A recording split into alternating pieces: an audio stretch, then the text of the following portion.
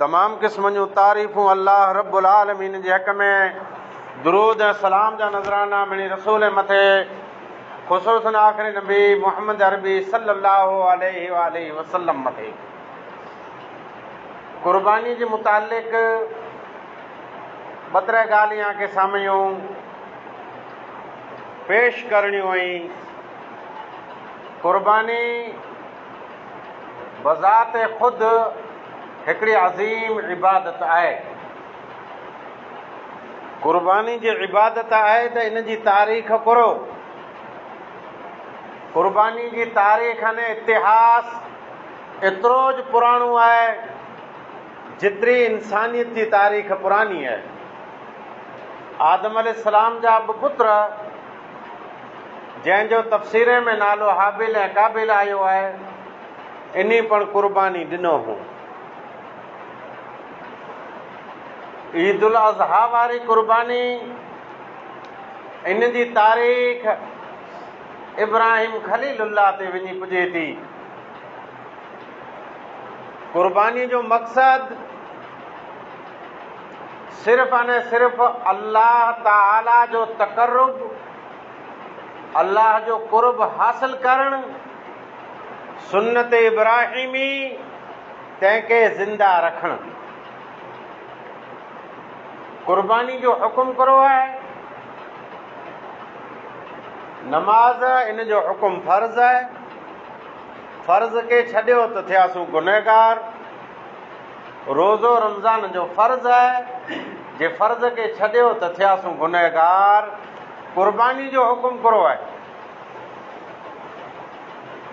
अहले इल्म जे अंदरि ॿ रस्ता नज़र अचनि था। हिकिड़ो रस्तो आहे सुन्नत मुअक्कदा, अने ॿियो रस्तो आहे वाजिब। उम्मत ॿी भाॻे में तक़सीम आहे। हिकिड़ो भाॻ उन जो चवणु ई आहे त क़ुर्बानी वाजिब आहे, यानी फ़र्ज़। वाजिब जे न अदा कयो त थियासूं गुनहगार। उन्हनि जूं दलीलूं, पहिरीं दलील त हीअ रही फसल्लि लिरब्बिक वन्हर, क़ुरान मजीद जी आयत। अने ॿई सही मुस्लिम जी रिवायत आहे। आप सल्लल्लाहु अलैहि वसल्लम फरमायूं, जंहिं ईद जी नमाज़ थी पहला क़ुर्बानी कई, उहो हरू भरू ईद जी नमाज़ पुठियां क़ुर्बानी करे। त हिते सख़्ती अची वई। टेई दलील, जंहिं वटि इस्तिताअत आहे अने क़ुर्बानी नथो ॾे, उहो ईदगार असां भेरो न अचे। पहली राय वारनि जो चवणु इहो आहे त क़ुरान मजीद जी आयत अने हदीसनि जी रोशनीअ में क़ुर्बानी वाजिब आहे।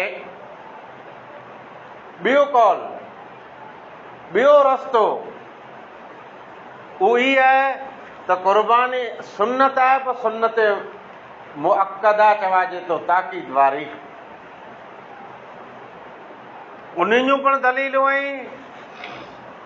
आप सल्लल्लाहु अलैहि वसल्लम फरमायो, जंहिं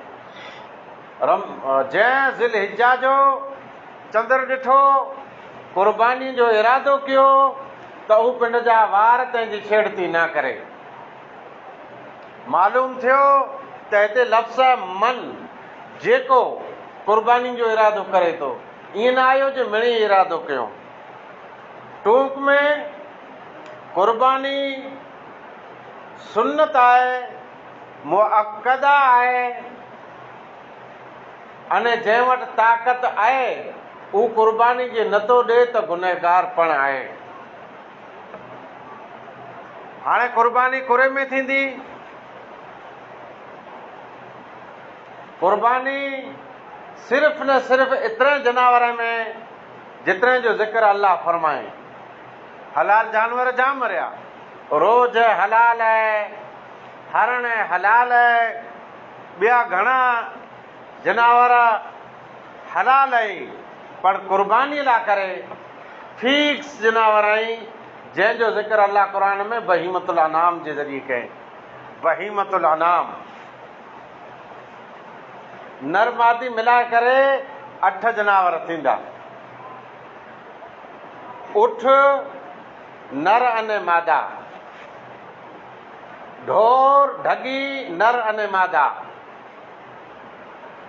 रिड नर अने मादा, बकरी नर अने मादा।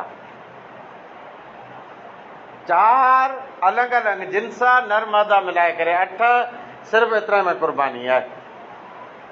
हाणे हलाल जनावर ॿिया ढिग रहिया, पालतू जनावर रहिया, खीर वारा रहिया, पर कुर्बानी सिर्फ़ु एतिरे में आहे, एतिरे में। इन में ॿियो कीअं ऐड न करे सघूं त हाणे ऐं सुवाल पुछी सघो था जे हेॾी सॼी मेह में कुर्बानी आहे की न आहे? मैं हलाल जनावर आहे, इन जो हॾ चम मांस दूध ॾही मड़े हलाल घे XYZ हलाल हलाल हलाल। पोइ हाणे बहीमतुल अनाम में शामिल न आहिनि। नबीअ जे दौर में अरब में हुई न, नबी इन जो खीर पीते न। फिरी फिरी जहर मैह जी एंट्री थी अरब में तैर पहिरीं त मुंदो ई हलियो जे हिन जो खीर हलाल कन आहे। उनटाणे जा जेको अहले इल्म हुआ उन रजा ॾिनो त खीर हलाल आहे। अॻो मसइलो हलियो, जनावर वधिया त मांस तंहिंजे बारे में हुकुम, अहले इल्म रजा ॾिनो जे इहे जाइज़ हलाल आहे। आयो टियों मुंदो, अञा जनावर वधिया, कई वरे खां पुठियां मुंदो हलियो जो भला इन मथे ज़कात आहे की न आहे। तॾहिं अहले इल्म गौ मथे क़यास करे अने ज़कात इन मथे फ़र्ज़ कयो। जेकी गौ में हुकुम आहे ई जो हुकुम 30 गौ ई 30 में क़यास थियो, न क़यास चवाजे थो। चौथो मुंदो आयो जे हाणे खीर हलाल आहे, ज़कात ॾियूं पिया, मांस हलाल आहे, त कुर्बानी कयूं की न? त उन वक़्त जा अहले इल्म उन जी वधारे राय इहा थई त इहे बहीमतुल अनाम में न आहे, एतिरे कुर्बानी छॾारे कुर्बानी न कयो। कुर्बानी लाइ करे शर्त आहिनि, नियम निकी आहे, उसूल ऐं ज़ाब्ता आहिनि। इन ज़ाब्तनि जे मुताबिक़ कुर्बानी हूंदी त थींदी, न का ख़ाली देगड़े जो छूछट, न ॾाड़ के सवाब सवा ॾ जरा खनि ओजरी में भरती, बाक़ी सवाब खां मारूम जे सुन्नत जे मुताबिक़ कुर्बानी न कई त पहलो शर्त इहा आहे जे ई जनावर उम्र में फिक्स खपे। अना ई सारी उम्मत जे दरमियान बहु गंभीर मुंदो आहे। उम्मत हल्केपन सां गिने थी, ज़ईफ़ रिवायतुनि जो सहारो गिने थी। साफ़ आने वाज़े हदीस, ला तज़बहू इल्ला मुसिन्ना, 2 ॾंदे जनावर सवा ऐं ज़बाज न कयो। ज़बा करे जी मनाई आहे कुर्बानी में, कुर्बानी न कयो न, बल्कि हिनखे ज़बाज न कयो, 2 ॾंदो न वे त कुर्बानी में। इल्ला युसर अलैकुम, पर इस्लाम हिकिड़ो ऑप्शन ॾिने, अगरि आम ते तंगी अची वञे त ऐं ज़बह करे सघो था रिड मुंहिंजा जेको ज़ान होए ज़ान। पहलो ऑप्शन सिर्फ़ न सिर्फ़ 2 ॾंदो जानवर, ई जेकॾहिं पोरू आहे त 2 ॾंदो खपे, ढोर आहे त 2 ॾंदो, मइयो उठ आहे त पर 2 ॾंदो, 2 ॾंदो एतिरे 2 ॾंदो हयो। इहे हिन जी जनम तंहिंजी सर्टी आहे 2 ॾंदो।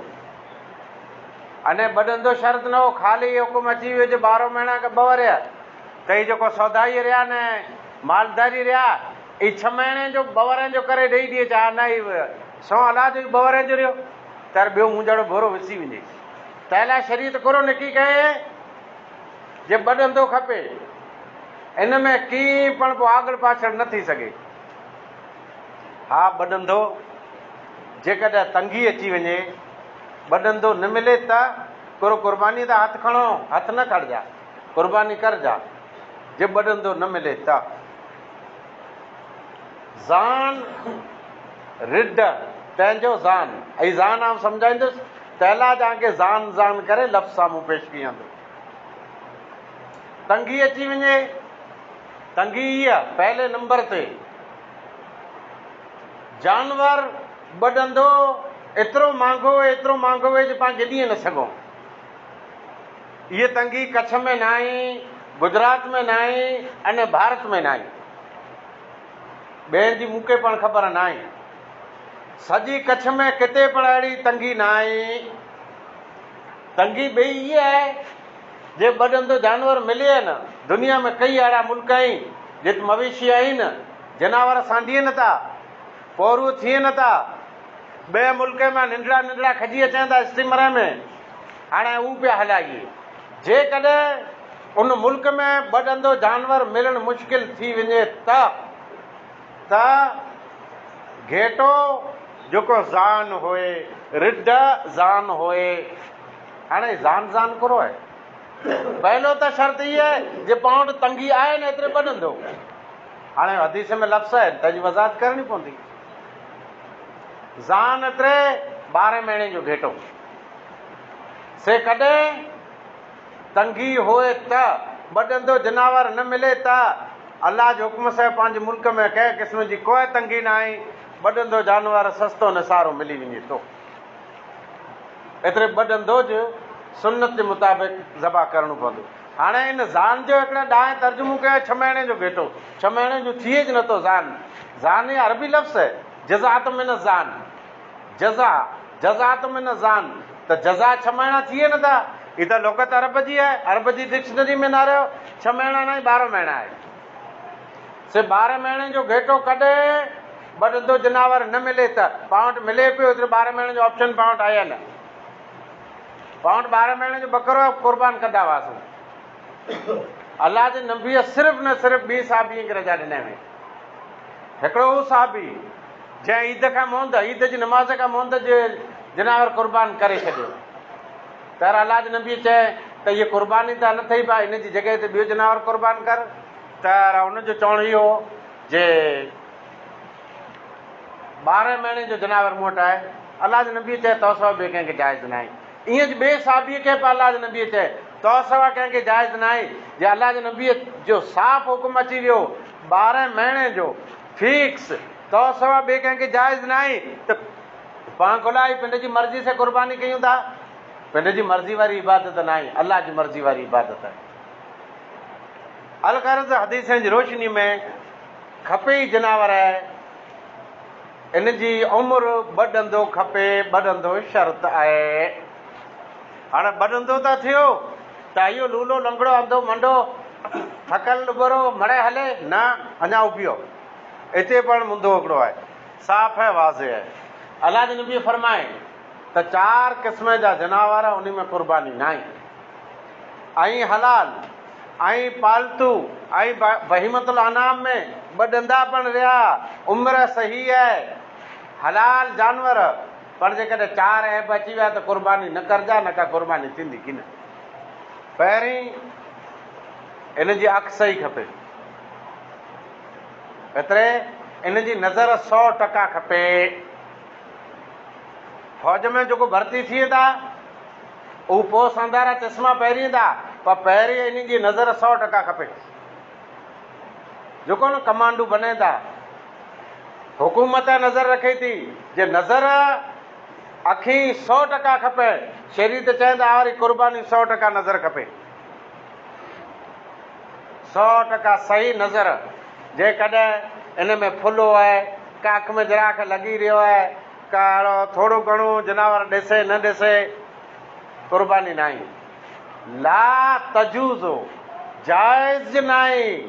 हिकिड़ो अखि जो मुंदो, ॿियो मंडक तंहिंजो मुंदो, मंडो जनावर न खपे।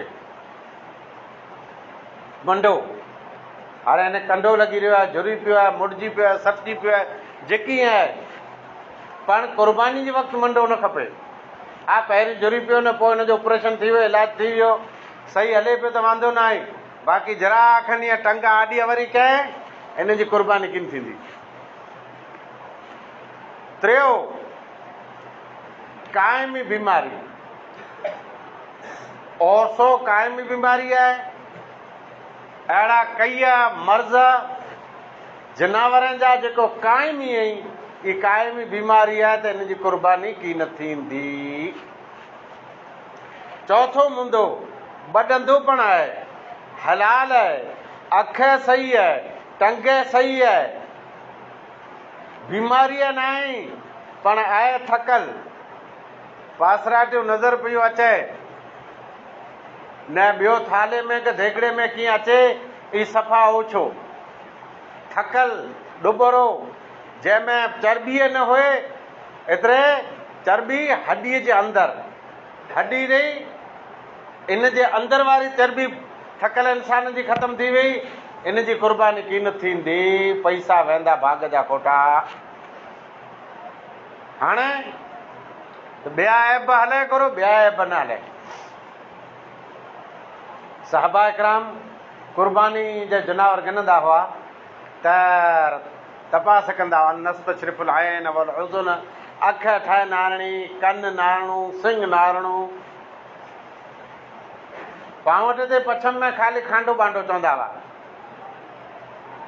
इन जो सिंग सलामत खपे, पण जेकॾहिं मामूली गठल आहे कि थोरो घणो लाड़ चाड़ आहे, मामूली लथल आहे, जुरी पियो आहे, त वांदो न आहे, से मामूली। पोइ ईअं न जे शुरू में जा आई आहे न चई था मुला मंबर ते लटखड़ी चए पई कि थोरो घणो हली वेंदो, ईअं न। कन जो भई मसइलो आहे, थोरो घणो चिरल आहे, कि कुड़क जे करे सुराख आहे, कि कंडो लॻी रहियो आहे, मामूली चिरल आहे, वांदो न आहे, मामूली वढियल आहे कन, वांदो न आहे, पर सॼो कन आहे न बूचलो जनावर, सिंग आहे न खांडो, न, अहिड़ी क़ुर्बानी पसंदि न आहे। हाणे क़ुर्बानी त थई, पर हिन जा की ॾींहं फिक्स आहिनि, पाण सिर्फ़ु हिकिड़े ॾींहुं मथे एतबार कयूं था। क़ुर्बानी ईद वारे ॾींहुं सवा 3 ॾींहं ॿिया आहिनि। 13 तारीख़ जे सांझीअ सूदीअ, 13 तारीख़ विचीं पुठियां क़ुर्बानी, अने सांझीअ खां मोंद हिन जो टाइम रहियो, त मतिलबु 10, 11, 12 ने 13 तारीख़ ॾींहं 4 थिया कि न, 4 थिया, ॾींहं 4 थिया। ई क़ुर्बानी केॾा करणी, इन जो तरीक़ो अहले इल्म ॾसियो त 3 भाग कयो। हिकिड़ो त सदको कयो, हिकिड़ो भाग सदको कयो, सदको कयो जंहिं क़ुर्बानी नाई कई, ग़रीब रहिया उन ते पुॼायो। फितरो हर कंहिं ते वाजिबु आहे, क़ुर्बानी वाजिबु न आहे, जंहिं क़ुर्बानी नाई कई उन ते क़ुर्बानी जो साग पुॼायो, ई सदको हर कंहिंखे। त शरीयत केतिरो ख़्यालु रखे, हर कंहिं ॻोठ में 100 इंसान रहनि था, तंहिंमां हलो 50% ग़रीब हुए, अने 50% जेकॾहिं क़ुर्बानी ॾिए त उहो जंहिं क़ुर्बानी नाई कई उन ते साग पुॼी वेंदो क़ुर्बानी जो, सदके जो हुकुम अची वियो। एतिरे 3 हिसो उन जो आहे, पंहिंजो न आहे, ग़रीबनि जो आहे। जंहिं क़ुर्बानी नाई कई, क़ुर्बानी न, हिकिड़ो माण्हू ग़रीब न आहे, क़ुर्बानी नथो करे, ई शामिल न, बल्कि सदके जे लाइक़ु हुए, जंहिंखे आम सदको पाण ॾेई सघूं था। ॿियो हिसो अमोक अहले इल्म जे नज़दीकीअ जे आई हदियो ॾेई छॾियो, एतिरे हदियो साहूकार ग़रीब दोस्त अज़ीज़ मिणी ॾेई सघूं था। 3 पोइ पिंड वारा बचा केॾा वेंदा, 3 पिंड जो आहे। ईद जेकॾहिं हदीस जी रोशनी में नारियूं त हदीस में हुकुम आहे, खियो खारायो ने ज़ख़ीरो कयो। भाग ऊज 3 थिया, खियो पिंड जो हिसो 3 हिसा, खारायो थियो सदको, ज़ख़ीरो कयो इहे पिंड जो हिसो, गैर मुस्लिम खे ॾेई सघूं था, उनजो भाग आहे, हिसो आहे, जेतिरो पाण खे पोसाए एतिरो। मयत जी तरफ़ा मरी विया, जेको वफ़ात करे विया, जे उन वसीयत कयम जे हर वारे मुंहिंजी तरफ़ा क़ुर्बानी करजा, अने ताक़त होए इन जे वारसे में त भले क़ुर्बानी ॾिए, वांदो न आहे मैयत जी तरफ़ां। अथवा हू वक़्फ़ छॾे वियो, एतिरी जाइदाद छॾे वियो जंहिंमां हर वारे इनकम पियो अचे, त हुनजी क़ुर्बानी मैयत जी रही। टियों हिसो क़ुर्बानी जो मैयत जे बारे में वसियत न आई कंहिं, उनखे वीचार हो कि न हो, हाणे पाणखे अहिड़ो थी जे उनजी तरफ़ां क़ुर्बानी कयूं त जाइज़ आहे न, उनखे सवाबु मिलंदो, सदको थियो उनजी तरफ़ां। पर बहितर इहा आहे जे मैयत खे जे शामिल करणो हुए त पाण जेको पौरू ज़बा कयूं था अथवा जेको बाग जलायो, तंहिंजे अंदरि जेकी पंहिंजी फैमिली जा हिंटाड़े हाज़िर रहिया ज़मीन जे मथिले पुड़ ते, अने गैर हाज़िर रहिया ज़मीन जे हेठले पुड़ ते, उन मिणी खे इन में शामिल कयूं अने मड़ाए सवाब में भेरा थींदा। अलाह जे नबीअ जेको क़ुर्बानी ॾिने तंहिंमें नबीअ फरमाए त हीअ मुंहिंजी उम्मत जी तरफ़ां जेको आई या न आई, सारी उम्मत जी तरफ़ां क़ुर्बानी थी वई। त इन हदीस जे मुताबिक़ हिन जी फैमिली जा जेको गैर हाज़िर रहिया, अगरचे ज़मीन जे निचले पुड़ में रहिया, अलाह उनखे जन्नत ॾे, हू पण शामिल करे सघूं था। उठ ने ढोर में केतिरा भाग? उठ, तंहिंमें सही रिवायत जे मुताबिक़ सिर्फ़ु 7 भाग आहिनि। हीअं हलिया वञो अमुक जॻह ते उठ में क़ुर्बानी थी थी त 10 भाग पिया कहिए। 10 भाग तंगीअ जे वक़्तु जाइज़ हुआ, सफ़र में जाइज़ हुआ, आम हालात में 7 भाग आहिनि। अने इन जे बावजूदु केरु 7 ठहियो अॼु पण 10 कंदो त हलो क़ुर्बानी त करे थो, उनखे मना की न कंदासीं। पर बहितर इहा आहे जे उठ जे अंदरि अने ढोर में सिर्फ़ु 7 ई हिकिड़ो भाग पूरी फैमिली जी तरफ़ां काफ़ी थींदो, मिणी जी तरफ़ां सॼी फैमिली सॼी आका जी तरफ़ां काफ़ी थींदो।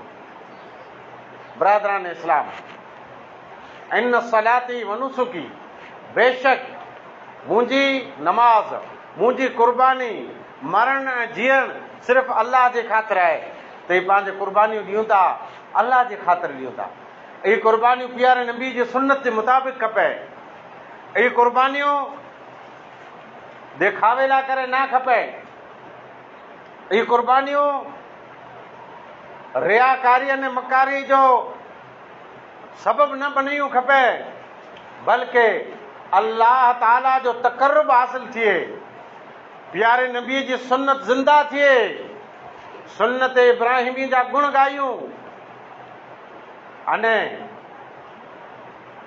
यकीन रखूं, जज़्बो पैदा थिए जे ही जनावर एतिरो टाइम असां सांढियो, केतिरो प्यारो अने ख़ूबसूरत आहे, अल्लाह जी राह में क़ुर्बान कयूं था।